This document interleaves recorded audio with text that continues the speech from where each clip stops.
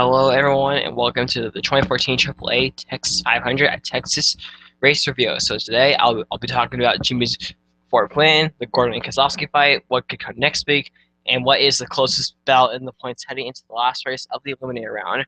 So before I get into any of the action, I'm going to tell you where everyone finished. Jimmie Johnson wins in that awesome red car, and I think that this is possibly the first time ever that Jimmie Johnson has raced in a paint scheme over the primary color is red. Right here, so it was nice. It was nice for Jimmie Johnson to win, especially since that was his first win in 18 races, and honestly, this has been a struggling season for Jimmie Johnson. This is clearly not his best season by any stretch, and uh, sorry, I had like a weird pause, and I don't know if you could exactly hear that, but anyway, so yes, honestly, this has been a really not this is obviously not Johnson's best season, and this is his first win in 18 races, and most likely by the time the year is over, he could finish he could finish he could end the season finishing the worst he has ever done in the points possibly. I think the worst he's ever finished in the points is like eighth place. We're here, and I think still he could easily finish like 10th, 11th points. So I was definitely very excited to see Jimmie Johnson get his fourth win of the year. What could easily be his final win. I don't know. We will just have to see at Phoenix and at Homestead. Kevin Harvick finished second, Keselowski third, Busch fourth, McMurray fifth, Junior sixth, DL Junior sixth, Kyle Larson seventh, Kurt Busch eighth, Carl Edwards ninth, Denny Hamlin 10th, Tony Stewart 11th, Joey Logano 12th, Greg Biffle 13th, AJ Allmendinger 14th, Brian Newman 15th, Brian Vicker 16th, Paul Menard 17th, Casey Mears 18th, Lauren Truex Jr. 19th, 20th, Tristan Allgaier, 21st, Dylan, 22nd, Annette, 23rd, Stenhouse Jr., 24th, Almirola, 25th, Kenseth, Cole Witt 26th, Marcus Ambrose 27th, Boyer 28th, Jeff Gordon 29th, Michael McDowell 30th, 31st, Yeley, 32nd, Reagan, 33rd, Sorensen, 34th, Gillen, 35th, Timmy Hill, 36th, Dan Patrick, 37th, Joey Gates, Casey Kane finished 38th, Trevor Bain finished 39th, Brett Moffitt finished 40th, Josh Wise 41st, Alex Bowman 42nd, and Landon Castle finished 43rd. Anyway, so that's your stands right here. So when we look at the race, this race now holds the record for most cautions ever for a Sprint Cup Texas race. We're here, and I was honestly not expecting that. I was honestly expecting to be put to sleep, but I must say I was reaching there at some point because looking at the pre-race notes I took down right here, the 55, the 99, and the 48 were the fastest from first to third practice. Kenseth won the pole, but Tony Stewart set the new track record of like 200.111 miles per hour, which I believe is the first time ever at a mile-and-a-half track, but I could be wrong about that. And I guess if you want to correct me, go down to the comment section. And obviously, we are here at Texas. The last time the service was repaid was 2002, so service is getting old, especially on the high side. And I think the rough surface definitely caused a lot of drivers to just have struggles. We're here, so obviously Texas is not the easiest track to make passes. And this is one of the few races of the year of where we start in the late afternoon and end under the lights, and the race went past its scheduled distance because of all the cautions and the post-race drama that happened. And Kyle Busch, he won the nationwide truck race, and he was looking to split, and he actually came pretty close. I believe he finished fourth. So looking at the racer here, in one page, I was able to report lap 1 to lap 223. In between that time, between lap 1 and lap 23, there were 4 cautions right here, and it kind of looked like but throughout the race, it was kind of like the Jimmie, the Jeff Gordon, and then Matt Kenseth and Kevin Harvick show. Those are the four drivers that dominated throughout the first like 2/3 of the race right here. We had an incredibly long um, green flag run that lasted from lap 48 to lap 175 right here, right here. But then after the second caution, we pretty much saw, as Darrell Walter would say, cautions bring cautions, and that's what we saw right here. And then we saw, and then we saw, and then we saw there was like Kyle Busch on lap 205 hit the wall. We actually saw, as they showed, the carcass of the tire come off his car and turn into turns 3 and 4, and Michael Annett hit that. Also throughout the race, we also saw quite a bit of like debris on the grill. I think most notable, I think most notable, I think the most no, no man, I can't talk today. The most notability is that Harvick, I believe it was Harvick. He had grill on on his he had trash on the grill, and but he did get it off. But then also earlier in the race, Kenseth also had grill, and I believe this came while he was leading because he led the opening laps, and then Johnson took the lead here, and I was kind of surprised because it looked like that on pit stops. Johnson was the team that was able to get it done the fastest on four tires, which which of course always surprises me because for some of us like longtime NASCAR fans and especially Jimmie fans, the 48 team is is not really that good at making a fast four tire pit stop. So to see that, you know, so to see that today at Texas was a huge shocker right here. And I kept on saying to myself like over and over and over again, like like Jimmie's not going to win. Jimmie's not going to win. Even and I'm definitely a big fan of Jimmie Johnson. I've been a fan since I started watching NASCAR in 2007. And since I kept on saying that, since I kept on like not believing that he was going to win, it just kind of made his win like even like more shocking right here. Right here, and but then throughout like the middle section of the race right here, we saw drivers trying to make strategy. Denny Hamlin during a cycle of pit stops on lap 224, Denny Hamlin took two tires, and so then the restart after that set of pit stops, he obviously started first. He obviously restarted first, but that did not work for him. And then throughout the really late stages of the race, we saw drivers like staying out, like Brad Keselowski. But I'll get to that in a moment right here.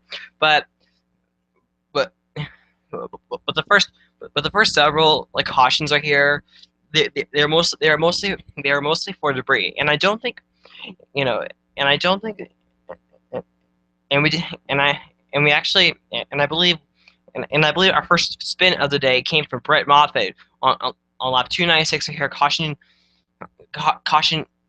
number 8, and it was around like this time of the race of where it just like suddenly like hit me that it just kind of like hit me like wham, wham. There's not that very many like laps to go right here, and then we also saw like a lot of like pit stops right here. At one point, they showed a camera shot of like a picker members racing each other as fast as they can to get new tires right here, and then throughout the late stages, and then throughout the really like, and then in like the last like 20 laps or so, there were no like fresh tires left. So a lot of teams that had to come down pit road because they couldn't make it on fuel, or drivers that were involved in wrecks, they couldn't obviously get fresh tires. They had to unfortunately stick with scuffed tires.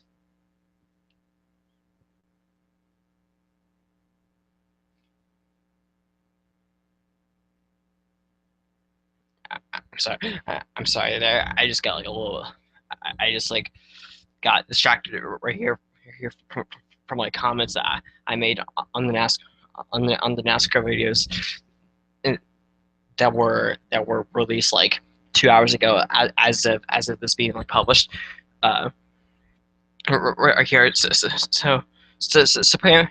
Pretty much right here. At one point, Keselowski stayed out. So we saw Hamilton take two tires and it didn't work. This time when Keselowski stayed out, it actually worked for him. Another thing that we saw right here is that uh, which kind of makes it somewhat surprising, or maybe not. I guess people say it differently. But Jimmie Johnson was obviously not the best driver in traffic. He often struggled, or here trying to like chase someone down, or here. And we saw Jimmie Johnson get. And we saw Jimmie Johnson with not with like with like 4 laps to go, able to like pass cars easily. He pretty much passed almost every car. He pretty much passed like almost like every car who did not have like any tires are here. So then everyone was just like moving. Kurt Busch led for a good portion of the race here, but then all of a sudden here on lap 305, Joey Logano spins, and they didn't show it completely. But what happened was that Marcus Ambrose, obviously here we go. So how can I describe this? Here we go on the restart right here, and then heading into turn number 2, Marcus Ambrose hits the wall, and Joey Logano bounces off of that. Then 1 lap later, Joey Logano has a flat tire because he made contact with Ambrose, and then it goes around right here, and then not too far later, we saw other chasers have problems here, like we saw Ryan Newman and Matt Kenseth get together, and that caused Newman to have a tire rub, and that caused Kenseth to have a tire rub, and those drivers had to come down the pit road right here, and then right here, and then we saw Kasey Kahne spin around in back-to-back cautions. First on the left, first caution number 10 right here. Kahne spins into the grass on the quad oval, and then a caution 11 right here. Kasey Kahne. I don't know if Kasey Kahne could not see Trevor Banner right there or not, but either way, what happened was that like Kahne hit the wall pretty hard on the back straightaway right here. So once that Kahne mess was done, we eventually had another caution right here. Caution number 12, Clint Bowyer gets into the wall right here, and then we'll actually now I have to backtrack right here. Jimmie took the lead very easily from Kurt Busch right here after caution number 11, which was Kasey Kahne spinning on the back straight over here. Johnson led. Then after Clint Bowyer, then after Kasey Kahne, fine. Johnson took the lead after Kasey Kahne spun in the quad oval. Then Jeff Gordon took the lead from Jimmie after Kahne spun on the back straightaway. Yeah, I'm sorry if I'm like confusing you right now. So then we're here. So Gordon led for like 5 laps right here, and then Clint Bowyer hit the wall, and then by that point right there, caution number 12, the race had tied the record for most cautions in a Texas race, and we're here. But obviously a caution that got Clint Bowyer was not the caution that Jeff Gordon needed. Jeff Gordon had like a 1 second lead over Jimmie, and I honestly thought that we were not gonna have another caution, and Jeff Gordon was just gonna like take it. And and honestly, in my opinion, I would not have. I obviously did not have like a problem. If Gordon won, I would have actually been happy for him because if Gordon were to win the championship, he would break the record. He would break the record for longest gap between championships. That record right now is currently by Terry Labonte, which was 1984 to 1996, 12 years. If Gordon were to win the championship this year, it'd be 13 years because 13 years ago he won his 4th championship here. So then after the caution of Clint Bowyer hitting the wall, we eventually went into overtime right here. We have a restart here, and then on the restart right here, so Gordon chooses the high side lane right here, which forces Jimmie Johnson down to the bottom right here. Heading on the restart here, they are pretty even right here. So they are pretty even coming to the coming to the line for the restart here. Then all of a sudden, right here, Gordon, Gordon, Gordon Johnson, Gordon Johnson separate from each other right here. So there's a hole between them. Keselowski, who was behind Johnson, so Keselowski restarted third. Keselowski saw the hole right there, and he went straight through it. But then what happened here was that they made contact right here because Gordon could either not see Keselowski or Gordon spotted or did not tell Gordon that Keselowski was going to the middle right here. Gordon closed down the hole right here, but then when he came down to close the hole, Keselowski was already there. They made contact right here. It surprisingly did not affect Keselowski like at all right here, but it definitely affected Gordon right here. He would eventually lose several spots right here, and then in turns 3 and 4 that same lap, he would eventually spin right here. There was obviously not, and through what I can remember, there was obviously not any like yelling, like frustration right here as Gordon was spinning right here. So then he spun right here, and then as the last scoring loop, Johnson had the lead. So Johnson, so then on the following restart, Johnson would obviously get the choice of lane right here, and unfortunately Gordon fell one lap down, then he fell one lap down and finished in the spot that he eventually finished right here. So then we have a restart here on lap 34, our second attempt of a green white checkered. Jimmie starts on the inside, I believe. Keselowski starts on the high side, and like the previous green white checker before, pretty even heading into turn number 1. And actually, as that was happening, I said to myself, Keselowski gets the weirdest. Keselowski gets like speed at like the weirdest times or the weirdest areas of track, and he definitely has speed. He definitely gave Jimmie a run for his money. But here we go, third place Kevin Harvick comes into the mix right here, and I think what helped Johnson win, especially right here, and I have it, and I have it written down in my comments section right here. I have it down. Okay, here's what I wrote. I think what helped Jimmie is that Harvick couldn't find an easy, good opening to make it a 3 wide and made contact. So Harvick couldn't obviously find a good way to make a 3 wide, and then he accidentally made contact with Keselowski coming down for the white flag right here. So since those two made contact, it caused him to lose speed, and then Johnson just simply drove it away. Keselowski finished second, Harvick finished third. So then at that moment, obviously the first thing in my mind, obviously it wasn't the first thing in my head that there was going to be a fight. I knew but I did have a feeling that, like, once we saw Gordon chasing after Keselowski in the pit road, then in my head I thought, oh, here we go again. And then as Gordon got out of his car and Keselowski got out of the car, it looked like obviously Gordon did not attack right away.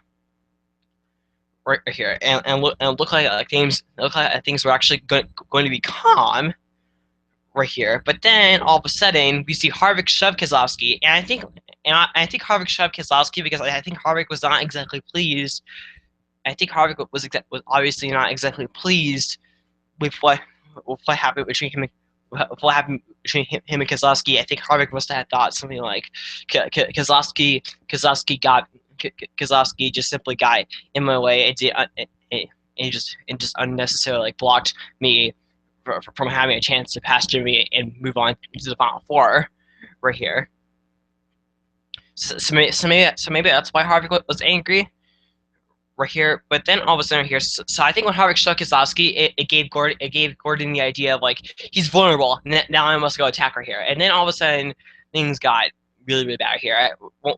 Once again, Gordon got buried in the crowd, but so did Keselowski right here. And I believe at one point you would see Keselowski fall on the floor, or that may actually be one of his like pick rumors right here. It was just like all like crazy right here. and then when they showed the replay of it, I saw. I don't know. I do feel bad for ESPN analysis. Jamie Little, because she was in the uh, middle of all that. I don't think she got severely hurt, but it was just like, I don't know. I definitely feel bad, and hope that all the like cameramen who put themselves in danger are okay, are here. So part of me, yes, part of me was definitely like, here we go again. But also part of me was also kind of like freak. But also part of me was like freaking out, but not in a good way. I think I think and I think definitely long time NASCAR fans can agree with me that uh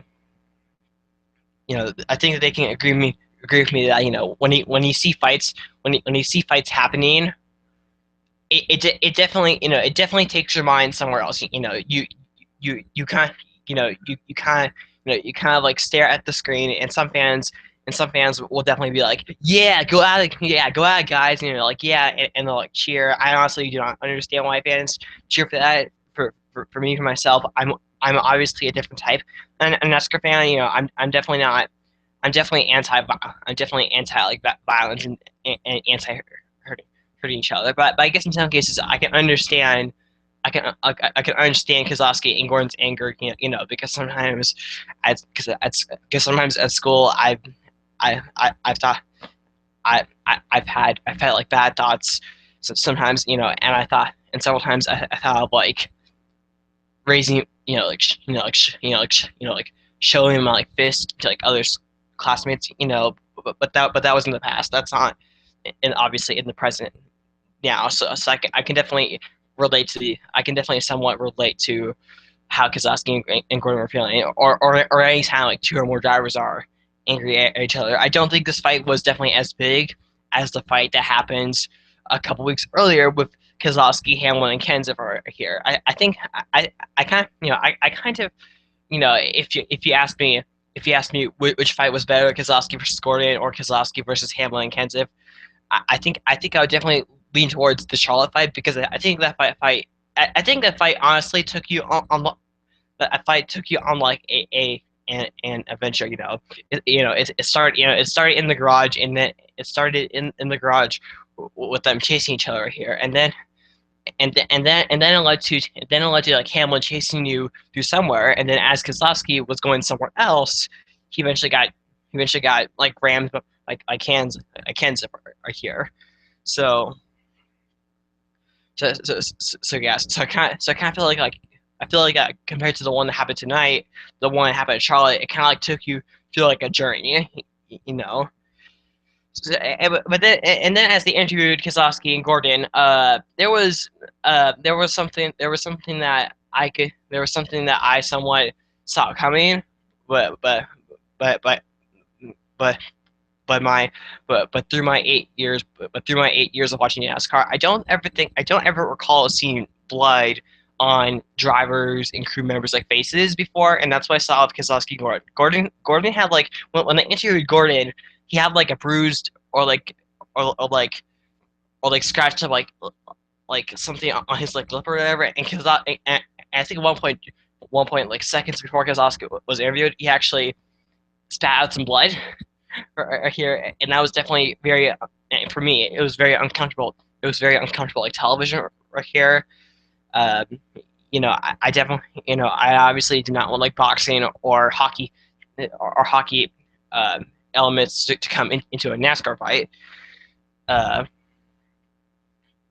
or here, so that was definitely very disgusting and uncomfortable to watch. At least for me, right here, and watching the interview of Keselowski, and now I'm going to and now I'm going to refer back to my comments right here, because I wrote something because I wrote something. I'm trying to recall what I wrote. Uh, okay, here's what I wrote. To me, everything in Brad's face was saying, "What did I do wrong?" Or it's kind of funny what the way he handles that kind of stuff, because Brad Keselowski, he kind of had like he kind of had like a half smile on his face, and he did seem and he did seem kind of like, his face, his face was kind of, to me, his face was kind of saying something like, "What did I do wrong?" Yeah, and then Gordon, he definitely, Gordon obviously seemed definitely very emotional, because Gordon was definitely, racing his butt off. you know, and I can definitely understand his frustration, with his frustrations. He's racing for a spot. He's racing for a spot to win and to get in and to possibly win the championship. Right here, right here, and then he called Keselowski a dip, shit. I don't know. I never ever say like cuss words right here. So instead, I say my cuss words letter by letter. I know to some of you that may sound ridiculous right here, but I think honestly, and I know Gordon fans, if they're still watching this, are probably gonna put like dislikes or say hateful things down in the comments if they're interested into. But honestly, in my opinion, I'm going to put my like finger blade on Gordon or simply the 24 team because in my opinion, I think Keselowski I don't think Keselowski made a stupid move to go through wide. There was room, but I think Gordon either did not see Keselowski or Gordon spotted. Did not tell Gordon that the two was going to the middle. But for whatever reason, watching the replay several times, I think Gordon came down on Keselowski. So because of that, I'm putting the blame on Jeff Gordon, and I know that's controversial, and now I know that I'm probably and now I know that I could easily see a whole bunch of like Gordon fans like writing like hate comments down below. But in my opinion, I think it was Gordon's fault, and I'm definitely not going to like take that back unless someone like seriously wants to like prove me wrong. But in my opinion, I think it was Gordon's fault. I don't think Keselowski did anything wrong here, and actually, and obviously, I watched Sports Center, and Ricky Craven actually compared Brad Keselowski to Dale Senior, and I have his exact quote in my notes right here.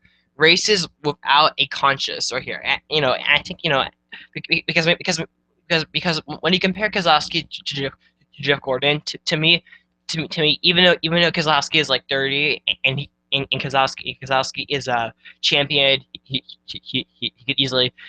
could easily this year become a two-time champion. I think Keselowski, he still kind of has like, he still kind of. I think to me, I think Keselowski, I think he still has that like kid type I think he still has that like kid kind of type like racer, and Keselowski, he's definitely a very aggressive racer, and I think Keselowski definitely has that like feeling of like, I'll do whatever it takes. I'll do whatever it takes for me to win a race, or I'll do anything it takes to win a championship. I think with drivers like Gordon, and especially like at Charlotte with like Kenseth, they're not drivers that are gonna like race like that, and they're obviously drivers that I don't always make those moves. They're older. They're older, and they're obviously they're obviously not the type of drivers who are always the most willing to take those kind of like daredevil like moves, to win races. They find different strategies to help them. And this is just my opinion. So you don't. So not everything I'm saying is exactly right. It's just my opinion. So I could definitely understand like Ricky Craven comparing Brad to Dale Senior. Because to me, my opinion, through what I've seen, that's how Dale Senior did. I think Dale Senior, he obviously did crazy things. That definitely made our drivers like mad. But I think Dale Senior, obviously had that like, I'll do whatever it takes to win a race, to win a championship. You know. So that's what I have to say about that. And honestly, in my opinion, I think penalties could easily be handed out, especially for Keselowski, because Keselowski is actually still on probation. His probation doesn't end until November 12th right here. And since we're in November 2nd, his probation could get extended and he could be fined or it could possibly be dock points. Anything can happen. Oh well, but I still think in my opinion, they obviously did not like penalize people for fist fighting at Charlotte. But honestly, in my opinion, I think honestly, in my opinion, and this is what I would do if I were in charge of the world. What if I were in charge of if I were in charge of the world, I would honestly dock points and find people for like fist fights. Obviously fist fights are not obviously the safest things to do. They're not. They can definitely be harmful to your health and to your body. You know you saw blood.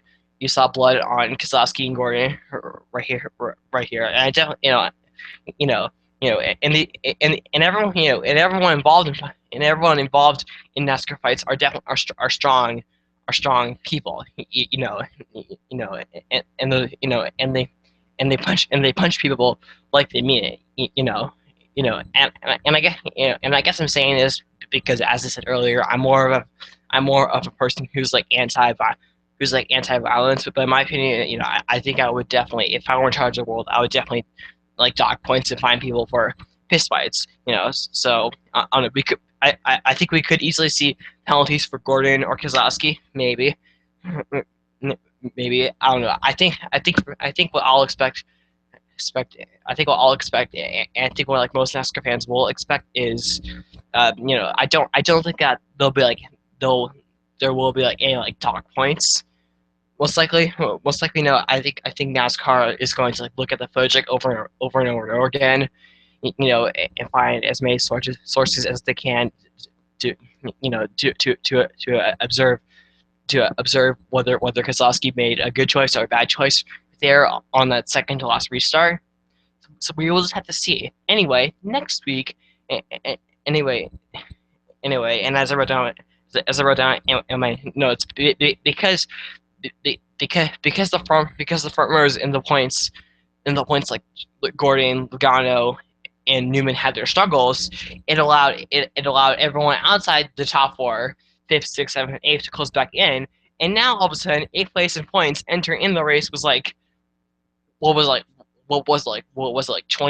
23 points back. Now it's only six right here. Now eighth place in points is only six points behind fourth, and that right there is six positions right here. And there, so this is the tightest this year in the chase. This is in this year's chase. This is the closest that like the points have been entering the final race round in a round right here. And I think as far as like paybacks right here can go, I think Phoenix is definitely a great track to cost payback. I think Phoenix is definitely a good track to cost payback. It's fast. It definitely has its like short track characteristics. So I think we could easily see payback. I think we could see payback. However, I don't think like payback will happen. It's not. I don't. I To me, in my opinion, it's not something. It's not really something like nowadays we see often. I think the last time that like payback carried over into a race was obviously the Hamlin versus Logano. It started in Bristol and then it carried on into Auto Club. I don't think that we'll see any payback in Phoenix. I think for most NASCAR fans, I think it would be cool right here, but I don't think that's gonna happen right here. So with the points being this close to entering Phoenix right here, uh, it's definitely going to be a very interesting Phoenix race right here. And with the points being this close, anything can happen, because of Phoenix, like we could easily see issues on pit road. We've seen those a few times by chasers. We can see I don't know. Phoenix obviously is not a track.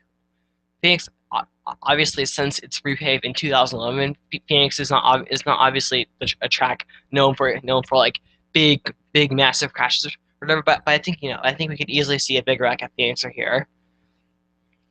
So this Phoenix race is going to be a lot more.